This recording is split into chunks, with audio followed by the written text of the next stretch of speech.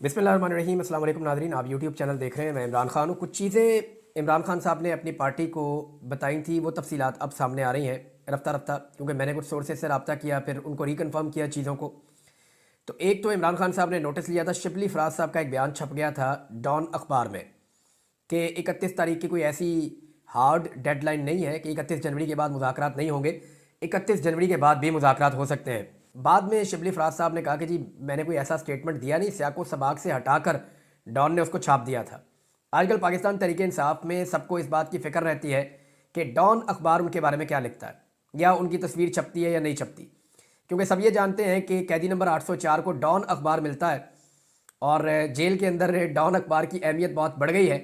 और डॉन अखबार में जो है वो बड़े टेलीफोन भी जाते हैं, बड़ी सिफारिशें भी जाती हैं कि जनाब हमारी खबर जो है वो डॉन अखबार में छापी जाए और ज़रा बड़ी करके छापी जाए, ताकि इमरान खान साहब की नज़र से हमारी खबर या हम गुजर जाएं।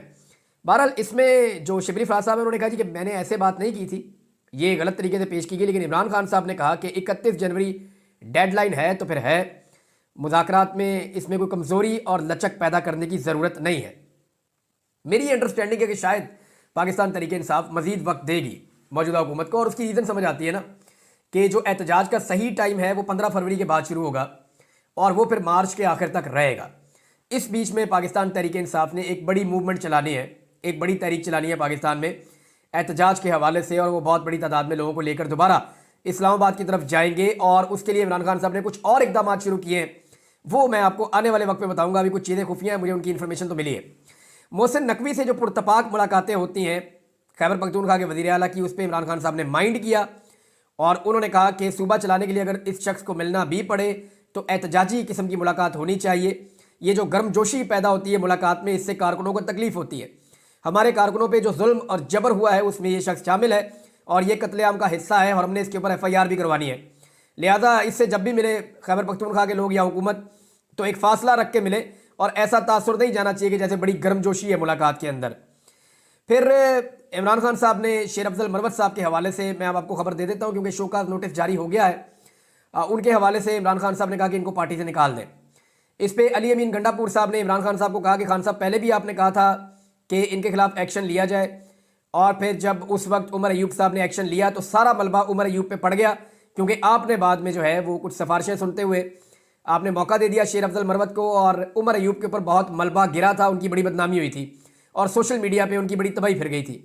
तो इस पे इमरान खान साहब ने कहा कि अब ऐसा कुछ नहीं होगा, आप लोग फौरी तौर पे शोकाज नोटिस जारी करें और उनको पार्टी से निकालें। ये जनाब अब तक की सूरत हाल में इमरान खान साहब का ये हुक्म है। शेर अफजल मरवत साहब के लिए मैं कोई अच्छा फील नहीं कर रहा, उसकी वजह यह है कि इन्होंने बड़ी मेहनत की है, बड़ा जोर लगाया है।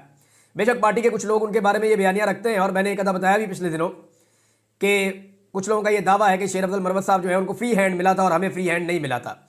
ये बात अपनी जगह पे, लेकिन फिर भी अगर आप उनकी उन दिनों की कारकर्दगी देखें और भाग दौड़ देखें तो शेर अफजल मरवत ने भाग दौड़ तो की है, और वो एक जरूरतमंद आदमी है और वो एक हिम्मत वाला आदमी है।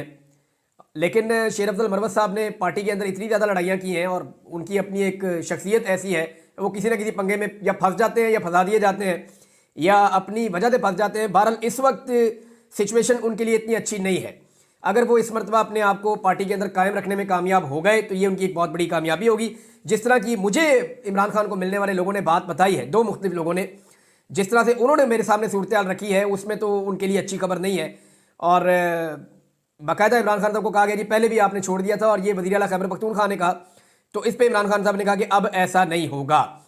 दूसरी एक और चीज़ बड़ी कन्फर्म की गई है कि इमरान खान साहब ने कहा कि मैं किसी से मुलाकात नहीं करूँगा, ऐसे किसी बंदे से जो मुझे मिलने की ख्वाहिश रखता है। साथ में उन्होंने कहा कि पहले तमाम सियासी कैदियों को और वर्कर को रिहा किया जाए और जुडिशल कमीशन बन जाए, फिर मैं अपने बारे में फैसला करूंगा कि मैंने कहाँ जाना है और कहीं नहीं जाना, और किससे मिलना है और किससे नहीं मिलना। ये इमरान खान साहब ने बड़ा क्लियरली ये स्टेटमेंट दिया है। इसके अलावा अली मोहम्मद खान साहब ने एक स्टेटमेंट दिया है, और एक्चुअली सिचुएशन इस वक्त यही है। उन्होंने कहा कि इस वक्त इमरान खान को NRO नहीं चाहिए, इस वक्त दो तरफैन जो हैं उनको NRO चाहिए। एक तो फार्म 47 वाली हुकूमत को NRO चाहिए और एक एस्टेब्लिशमेंट को NRO चाहिए, और इन दोनों को NRO इमरान खान से चाहिए। लिहाजा ये दोनों मिलकर इमरान खान से NRO मांग रहे हैं, एक ही आदमी से NRO मांग रहे हैं, और इमरान खान साहब फिलहाल इन्हें NRO नहीं दे रहे। एक और खबर आई है नाज़रीन, और वो ये है कि 8 फरवरी आने वाला है, क्योंकि देखिए इस वक्त जब मैं आपसे बात कर रहा हूँ, आज आप व्लॉग सुन रहे हैं तो 15 जनवरी है। तो आधा महीना ये रह गया, उसके बाद एक हफ्ता है, उसके बाद 8 फरवरी आएगा। 8 फरवरी को हफ्ते का दिन है, यानी वीकेंड है, छुट्टी का दिन है। उस दिन पाकिस्तान तहरीक इंसाफ इमरान खान साहब की हदायत पे एक बहुत बड़ा एहतजाज लॉन्च करने जा रही है। 8 फरवरी को पाकिस्तान तहरीक इंसाफ पूरे मुल्क में एहतजाज करेगी, बहुत बड़ा एहतजाज करेगी, क्योंकि इसको ब्लैक डे के तौर पे पाकिस्तान तहरीक इंसाफ मनाएगी।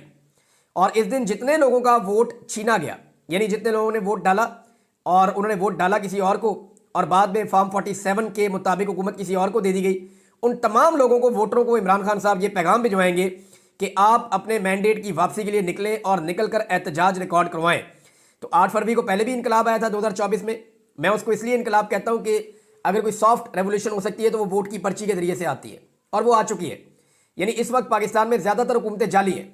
जो आपका सदर पाकिस्तान है वहाँ से आप शुरू हो जाएं तो वो जाली MNAs और MPAs के, इनके वोटों से वो बना हुआ है।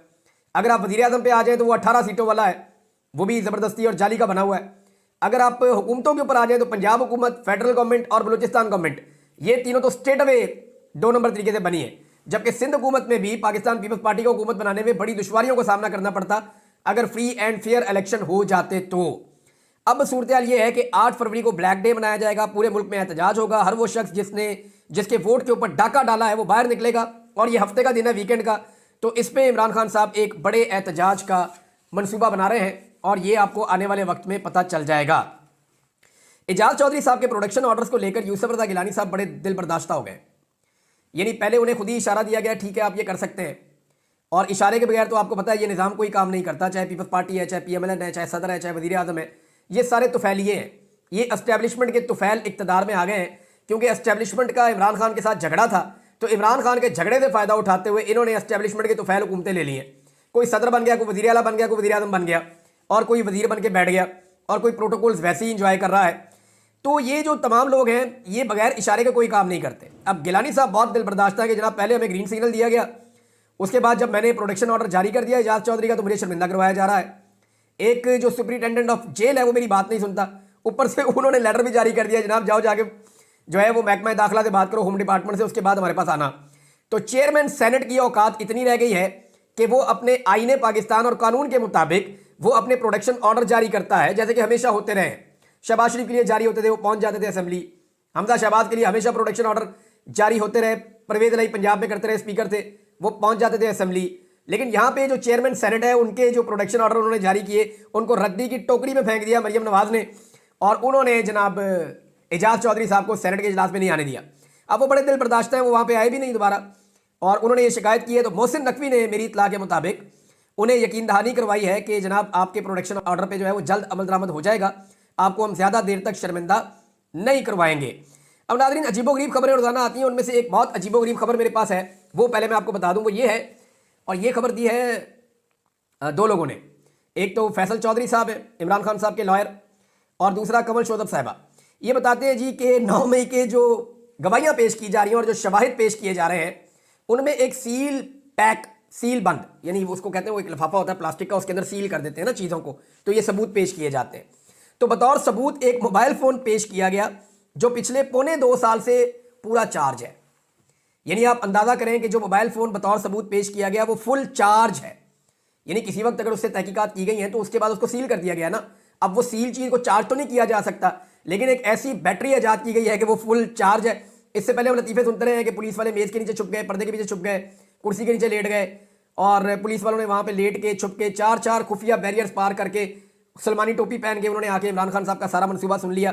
तो मज़ाइका खेज किस्म के स्टेटमेंट ये पहले भी देते रहे हैं, कोई शवाहिद 9 मई के ऐसे अब तक जमा नहीं करवा पाए जिनके बदौलत या जिनकी वजह से इमरान खान साहब को फिक्स किया जा सके, और कोई एक ऐसी गवाही भी इनको अभी तक नहीं मिली। यानी इतने सारे बंदे जो हैं वो मिलिट्री कोर्ट से उनको सजाएं हुई हैं, और मिलिट्री कोर्ट जितनी मुतनाज़े बन गई हैं, यानी मुझे हैरत हो रही है कि अपने बनाए हुए आईनी बेंच के अंदर मिलिट्री कोर्ट को वहां डिफेंड करना मुश्किल हो गया। वहां पे जो जजेस सवालात उठा रहे हैं, ख्वाजा हारिस साहब जवाब ही नहीं दे पा रहे, एक सवाल का जवाब ठीक नहीं आ रहा। यानी वहां पे सवालात किस नौयत के उठाए गए, आप हैरान हो जाएंगे कि जनाब इससे पहले और बहुत सारी चीजें वो मिलिट्री कोर्ट में क्यों नहीं गई। बहुत सारे केसेस जजों ने निकाल के सामने रख दिए और उसका किसी के पास कोई जवाब नहीं था। तो टेक्निकल चीजें बहुत सारी निकाल के रखी, बहुत सारी पुरानी मिसालें निकाल के जजों ने सामने रखी, जो चीज जज साहिबान पूछते हैं उसका जवाब ही नहीं होता, और कोई सबूत अभी तक कंक्रीट वहां पे ऐसा नहीं रखा जा सका जिसकी बुनियाद के ऊपर, या कोई ऐसा ऐसे दलाल नहीं दिए जा सके जिसकी बुनियाद के ऊपर जस्टिफाई किया जा सके। सिर्फ जस्टिस अमीनुद्दीन खान साहब हैं और वो दिलो जान से मिलिट्री कोर्ट की हमायत में उनके आते हैं जो रिमार्क्स हैं। अदरवाइज बाकी सारे रिमार्क्स जो है वो दूसरी तरफ के ऐसा लगता है कि मिलिट्री कोर्ट्स के सारे अगेंस्ट हो गए हैं। और अगर ये उड़ जाता है सारा मामला तो फिर इन लोगों के 2 साल वापस कौन करेगा, जिन्होंने इस तकलीफ में और अजियत में ये 2 साल गुजारे हैं कैद के अंदर, इनके 2 साल वापस कौन करेगा। अब एक और खबर है जनाब, वो ये है कि बिलावल को हलफ बर्दारी का दावतनामा मिल गया और पाकिस्तान पीपल्स पार्टी में भंगड़े हैं, खुशियां हैं, लुडियां हैं कि बिलावल जरदारी को दावतनामा मिल गया सदर ट्रंप की हलफ बर्दारी का। अब ये इसके लिए बड़ी कोशिश की गई है, बड़े हाथ पांव मारे गए हैं, बड़ी लॉबिंग की गई है, बड़े बंदे इस्तेमाल किए गए हैं, बड़ा पैसा इन्वॉल्व किया गया है और बिलाखिर बिलावल जरदारी के लिए हासिल कर लिया गया है एक दावतनामा। लेकिन मैं आपको ये चीज़ बता देता हूं कि बिलावल को हुकूमत का हिस्सा नहीं बताया गया, यानी मौजूदा हुक्मरान जो है वो अभी तक पूरी कोशिश कर रहे हैं कि उन्हें कुछ दावतनामे मिल जाएं और वो जाएं और जाकर ट्रंप की हलफ बर्दारी के अंदर शामिल हो जाएं। लेकिन अगर ट्रंप से इनकी मुलाकात होती है और ट्रंप अगर वहां पे 2 जुमले बोल देते हैं इमरान खान के बारे में तो इनका प्रोग्राम पूरी तरह से बढ़ जाएगा। लिहाजा बिलावल को तो फिलहाल मिल गया है, हुक्मरान बदस्तूर कोशिश में है कि किसी तरह ट्रंप की हलफ बर्दारी का दावतनामा मिल जाए। लेकिन इससे होगा क्या, यानी इससे इनको कोई फायदा पहुंचेगा? तो मुझे ऐसा नहीं लगता कि इन चीज़ों से इनको कोई फायदा पहुंचने वाला है। इस वक्त जो इमरान खान साहब की लड़ाई है वो एक्चुअली तो ऐसा लगता है कि एस्टेब्लिशमेंट के साथ है। मैं नॉर्मली ऐसे बात नहीं करता, लेकिन हमारे बड़े सीनियर सहाफ़ी हैं और मैं उनका बड़ा एहतराम करता हूँ, रऊफ़ क्लासरा साहब, उन्होंने एक स्टेटमेंट दिया है तो आज मैं चाहता हूँ कि मैं थोड़ा सा उस पर एक तर्जिया दे दूँ। रऊफ़ क्लासरा साहब फरमाते हैं कि इमरान खान को एस्टेब्लिशमेंट को आई एम सॉरी कह देना चाहिए, यानी इमरान खान साहब को कह देना चाहिए एस्टेब्लिशमेंट को कि आई एम सॉरी। कौन सा आसमान गिर जाएगा? तो इस पर उनसे सवाल किया गया, मंसूर अली खान साहब ने किया कि सॉरी कहने से उनकी सियासत को धचका नहीं लगेगा, घाटे का सौदा नहीं है। तो उन्होंने कहा मैंने ज़िंदगी में 3-4 मरतबा सॉरी कहा लेकिन मुझे कोई नुकसान नहीं हुआ। बात ठीक है, बंदे से गलती हो जाए तो बंदे को सॉरी कह देना चाहिए। मैंने भी जाके जो हमारे बलोच बहन भाई हैं उनसे सॉरी कहा था कि जी मेरे से गलत जुमले निकले मेरे मुंह से, मैं आपसे माफ़ी चाहता हूँ। लापता और जबरी तौर पे गुमशुदा लोगों का जो एक मामला है उस पर मुझे बड़ी तकलीफ़ है, मैं सारी ज़िंदगी इसके लिए बोलता रहूँगा और कोशिश करता रहूँगा, इस व्लॉग में भी बोलूँगा। अभी एक इन्फॉर्मेशन आई है। लेकिन मेरा रऊफ़ भाई से एक सवाल है, वो ये है कि कभी क्या हम एस्टेब्लिशमेंट से मुतालबा नहीं कर सकते कि वो सॉरी करें? यानी मेरे से कौन माफ़ी मांगेगा? मैं वहाँ उनसे पूछता था इंटेलिजेंस के लोगों से, ISI वालों से, कि मैंने किया क्या है, तो उनके पास इसका जवाब ही नहीं था। वो ये कहते थे बस अभी आप हमें बाहर सूट नहीं कर रहे, इतने रहो अंदर, जो आप बात करते हैं वो गैर कानूनी नहीं है लेकिन हमें सूट नहीं कर रही। तो उनको सूट नहीं की, उन्होंने मुझे अंदर रखा, मेरे से कौन माफ़ी मांगेगा? यानी हमेशा क्या सिविलियन ही माफ़ी मांगेंगे? क्या चिल्ड्रन ऑफ लेसर गॉड हैं हम कोई घटिया लोग हैं, कीड़े मकोड़े हैं कि हमेशा हम माफ़ी मांगेंगे और एस्टेब्लिशमेंट कभी माफ़ी नहीं मांगेगी? लापता बलोचों और पश्तूनों से माफ़ी कौन मांगेगा? गड़ी खुदा बख्श में जो लाशें पड़ी हुई हैं उनसे माफ़ी कौन मांगेगा? मादर मिल्लत को जो जिल्लत दी गई इस मुल्क में उसकी माफ़ी कौन मांगेगा? 4 मरतबा पाकिस्तान में मार्शल लॉ लगाया गया और बदतरीन मुदाखलत सियासत के अंदर की गई, बार बार की गई, उसकी माफ़ी कौन मांगेगा? मुल्क को 2 टुकड़े कर दिया गया, उसकी माफ़ी कौन मांगेगा? यानी कमज़ोर को माफ़ी मांगने की तरगीब देने से बेहतर है कि मजलूम का साथ दे देंगे। मैं ये नहीं कह रहा कि इमरान खान साहब ने कोई गलती नहीं की, मैं क्लियरली कहता हूँ कि उनकी भी गलतियाँ हैं। इमरान खान साहब भी कंप्रोमाइज़ हुए हैं एस्टेब्लिशमेंट के हाथों, लेकिन क्या आज वो जुल्म का शिकार नहीं है? क्या उनके खिलाफ जो है वो झूठे मामला नहीं घड़ के लाए गए सामने? तो इस वक्त इमरान खान साहब को ये मशवरा देना कि एस्टेब्लिशमेंट से वो माफ़ी मांगे, मेरे ख्याल में एस्टेब्लिशमेंट को भी हमें कहना चाहिए कभी कि वो भी माफ़ी मांगे जो कुछ उन्होंने इस मुल्क में गलत किया, जो जुल्म और जबर उन्होंने किया। यानी कम से कम जो जबरी तौर पर लापता लोग हैं पाकिस्तान भर में, और ये पॉलिसी कभी काम नहीं करेगी, इससे बहुत तकलीफ होती है लोगों को। तो इन चीज़ों के ऊपर कभी एस्टेब्लिशमेंट को भी हमें कहना चाहिए कि वो भी माफ़ी मांगे कौम से, और माफ़ी मांगने के बाद जो है वो आगे बढ़ें। जिन लोगों के साथ ज्यादती हुई, खास तौर पे शहीद अरशद शरीफ के साथ जो कुछ हुआ इस मुल्क में, उस पर माफ़ी कौन मांगेगा? यानी वो उसका पॉइंट ऑफ व्यू था ना अरशद शरीफ का, वो अपना पॉइंट ऑफ व्यू दे रहे थे, लेकिन उनको मजबूर किया गया कि वो इतने परेशान हो गए कि मुल्क छोड़कर बाहर चले गए। साबिर शाकिर से माफ़ी कौन मांगेगा? बाकी लोग जो पाकिस्तान से बाहर बेचारे बैठे हैं, बहुत सारे, अहमद नूरानी हैं, उनके अलावा वजाद सईद हैं, इनके अलावा जो है वो बुईद पीरज़ादा साहब हैं, शहबाज गिल हैं, और बहुत सारे लोग हैं, अब कासिम सूरी है। ये जो लोगों को पाकिस्तान छोड़ना पड़ गया झूठे मुकदमात की वजह से, इन लोगों से माफ़ी कौन मांगेगा? और पहले भी लोग पाकिस्तान से बाहर जाते रहे छोड़ छोड़ के, PMLN के दौर में भी, PTI के दौर में भी, पीपल्स पार्टी के दौर में भी। यानी हमेशा क्या सियासतदान माफ़ी मांगेगा और कमज़ोर आदमी माफ़ी मांगेगा? एस्टेब्लिशमेंट को भी अपने किए की माफ़ी मांगनी चाहिए और उनको भी हमें यह मशवरा देना चाहिए कि वो माफ़ी मांगे। सेनेटर कामरान मुर्तज़ा साहब ने एक स्टेटमेंट दिया है बलूचिस्तान के हवाले से, और ये बहुत इंपॉर्टेंट है। उन्होंने कहा कि बलूचिस्तान में लोगों को उठाए जाने का अमल तेज हो गया है। गैर कानूनी तौर पर लोग उठाए जाते हैं जिनका इल्ज़ाम सिक्योरिटी फोर्सेस पर लगता है, यानी इल्ज़ाम तो सिक्योरिटी फोर्सेस पे आता है, डायरेक्टली उनकी फैमिलीज कहती हैं। और इसमें जो उन्होंने ये कहा कि ज़्यादा लोग अब उठाए जा रहे हैं, और ये बात उन्होंने उस वक्त कही जब 2 दिन पहले chief justice of Pakistan Yahya Afridi साहब ने बताया कि जनाब मैंने बलूचिस्तान के अंदर जो चीज़ें सुनी हैं लापता अफराद के हवाले से, उससे मैं हिलकर रह गया हूँ। और साथ ही जो है वो सेनेट के अंदर एक सेनेटर ये स्टेटमेंट दे रहे हैं कि बलूचिस्तान से लोगों को अगवा करने का सिलसिला पहले से ज़्यादा तेज़ हो गया है। तो इन चीज़ों को अगर आप इकट्ठा करें तो पाकिस्तान कोई दुरुस्त सिमत में तो नहीं जा रहा। चीफ जस्टिस एक चीज़ पे नोटिस लेना चाहते हैं और दूसरी तरफ जो है वही चीज़ पाकिस्तान में बढ़ती चली जा रही है। नाज़रीन, मरियम नवाज़ साहबा के विजिट जो है वो बड़े मकबूल बनाने की कोशिश की जा रही है और ये कहा जा रहा है कि बड़ी पॉपुलैरिटी है। तो एक्चुअली ये 200-250 लोग होते हैं टोटल। अगर आप 100 बंदा भी ऐसा इकट्ठा कर देना, झुमगट्टा सा बना दें और कैमरे को उनके सरों के एंगल के ऊपर लाके थोड़ा पीछे रख के ऐसे फेरे, तो ऐसे ही लगता है कि जैसे लाखों लोग खड़े हुए हैं। हालांकि वो बहुत थोड़े से लोग होते हैं, अगर आप गिनती भी कर दें तो आपको पता चल जाएगा। तो सरकारी बंदे इकट्ठे किए जाते हैं, कोई पुलिस वाले इकट्ठे किए जाते हैं, कोई सादा कपड़ों में बंदे होते हैं, कोई जाती मुलाजमीन होते हैं, कोई मकामी सियासतदान होते हैं, कोई 10-15 तालिब इल्म भी होते हैं। तो उनके साथ जपियाँ डाल के जो है वो ये तस्वीरें और वीडियोज़ वायरल की जा रही है। ये हो क्यों रहा है? देखिए, मैंने एक वीडियो देखी जिसमें सरताज गुल वज़ीर जो है वो भी तलबा से मिल रही हैं और उनके वो तलबा अपने कपड़ों पे उनसे दस्तखत करवा रही हैं और इमरान खान के नारे लगा रही हैं। फ़र्क ये है कि सरताज गुल के लिए बच्चों को छुट्टी नहीं दी जाती। नंबर 2 है कि उन बच्चों को कंट्रोल करने के लिए कोई सिक्योरिटी मौजूद नहीं थी। तीसरा, अगर आप बच्चों के चेहरों के ऊपर फ़र्क देखें तो बच्चे खुशी के साथ खुद नारे लगा रहे थे, खुद आकर ये चीज़ें कर रहे थे। मैं अभी आपको फिर ये कहता हूँ कि ये टिकटॉकर्स जितने मर्जी ड्रामे कर लें, इस वक्त आज़ादाना माहौल में इनकी औकात ये है कि ये पूरा टब्बर मिलकर अंदरून शहर के अंदर लाहौर में, क्योंकि मैं यहाँ लाहौर का रहने वाला हूँ, तो मैं लाहौर में आपको ये चैलेंज कर देता हूँ और खुला चैलेंज है कि अंदरून शहर के अंदर ये पूरा शरीफ खानदान का टब्बर मिलकर 1 हफ्ता जोर लगाने के बाद, सरकारी वसाइल इस्तेमाल करने के बाद एक जलसा कर ले और उसके बाद सिर्फ आलिया हमजा को 1 दिन दे दें 24 घंटे का फ्री हैंड, और फिर आपको पता चल जाएगा कि आपकी मकबूलियत कहाँ खड़ी है। इस खानदान ने लाहौर तक के अंदर अपनी सियासी कब्र खुद खोद दी है और अब आम आदमी और नौजवान नस्ल इनके साथ बिल्कुल नहीं है। पहले नाज़रीन मुझे समझ नहीं आ रही थी कि ये एक्चुअली ये ऑप्टिक्स क्रिएट क्यों कर रहे हैं। ये चीज़ें तो जाके इलेक्शन के करीब की जाती हैं। ये अचानक से मरियम नवाज़ को क्यों लॉन्च किया गया है? थोड़े अरसे में बताया जा रहा है कि नवाज शरीफ को री लॉन्च किया जाएगा, तो मरियम को क्यों निकाला गया? क्यों इदारे, तालीमी इदारे, बच्चे, ये ऑप्टिक्स क्यों क्रिएट किए जा रहे हैं? इतना पैसा खर्च कर रहे हैं, इंतजामिया का जोर लगा रहे हैं। जिस ज़िले में ये जाते हैं वहाँ की पुलिस को, वहाँ की ब्यूरोक्रेसी को मुसीबत पड़ जाती है कि अगर प्रोग्राम के अंदर कोई ज़रा भी खलल रह गया तो हमारी ऐसी तैसी हो जाएगी, हमारी मंजी ठुक जाएगी। वो बेचारे दिन रात एक करके किसी तरह भी उसको पुरअमन तरीके से प्लांटेड किस्म का एक प्रोग्राम करने की बेचारे एक्सरसाइज करते रहते हैं।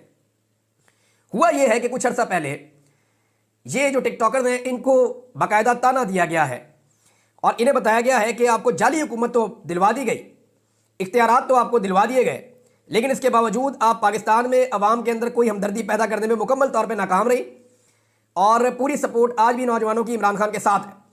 तो अब जनाब ये जाली किस्म की सपोर्ट शो की जा रही है और ओपन जलसा करने की इनकी औकात नहीं है। ये चैलेंज करके पाकिस्तान तहरीक इंसाफ के किसी आम वर्कर के सामने भी जलसा नहीं कर सकते मियाँ साहब इस वक्त। और अभी कुछ सर्वे कंपनी से भी मैं आपको पहले बता रहा हूँ और इदारों से रब्ता किया गया है कि आप कुछ ऐसे सर्वेस करवाएं जिनमें पंजाब के अंदर आपने दिखाना है कि मरियम नवाज़ की मकबूलियत ऊपर जा रही है पाकिस्तान तहरीक इंसाफ के मुकाबले में। और आने वाले दिनों में अब आप ये सर्वेस भी देखेंगे, इनके ऊपर बाकायदा काम हो रहा है, इनके ऊपर बाकायदा मेरी इतला के मुताबिक जो है वो पैसा भी खर्च किया जा रहा है। और अब जनाब ये सर्वेज आपके सामने आएंगे और बताया जाएगा कि जनाब बड़ी मकबूलियत हो गई है। दूसरी जानिब जो है वो फस्तायत का बाजार गर्म है, वो चीज़ें मैं आपके साथ बाद में शेयर करूँगा।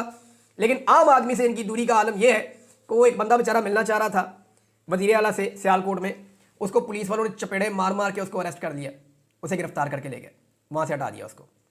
तो आम आदमी से तो ये अपने आप को इतना दूर रखते हैं, जब तक कि प्रोग्राम प्लांटेड ना हो वहाँ मत जाइएगा वरना आपका प्रोग्राम बढ़ जाएगा। अब तक के लिए इतना ही, अपना ख्याल रखिएगा, अपने चैनल का भी। अल्लाह हाफ़िज़।